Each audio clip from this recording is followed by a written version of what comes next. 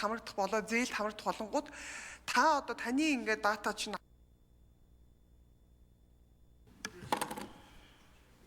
За Батчуур гүшүүн нэмж хариулт өгье.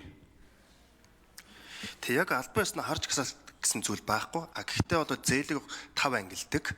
Цам муу, анхаарал хандуулсан, чанаргүй гэх мэтлэр. Гэхдээ эхний хоёр нь хэвээ дээрээс нэмээд анхаарал хандуулсан нь бол тодорхой зээл олгоод банк санхүү байгуул явдаг юм байна. Нөгөө доош 3 руу орчхоор бол бид нэрээд харж гасалд орчдөг. Тэгэхээр банк санхүү байгууллагууд тас хаалгаа барьчдаг. Энэ мэдээлэл нь 6 жил халдагтаа явчихдаг. За энэ утгаар энэ хуулийн нэмэлт өөрчлөлт орсноороо мөн одоо дагалдах тогтоол батлагдсанараа ямар өөрчлөлт орох вэ гэхээр илүү уяатан болно. Тэгээд бодит гормоор хэвээ зээлийн эргээд үлчвэл тэр нь бол оноо сэргээ явчихна. 6 жил гэсэн зүйл байхгүй бол харж гасалт.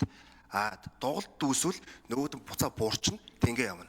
Гэхдээ би түрүү хэлсэн өөрөөс нь хамаарахгүйгээр давагчгүй хүчин зүйлсээс болоод доголд үүсвэл тэрийг нь бол уян хатан байлгах тийм журам Монгол банк батлаа гэсэн тийм тогтоол орцсон явж байгаа маа гэдээ хэлье. За Монгол банкны дэд ерөнхийлөгч Инх тайван хариулт өгье. Ажлын хэсгийн 9 дугаар микрофон. Мантхай гишүүний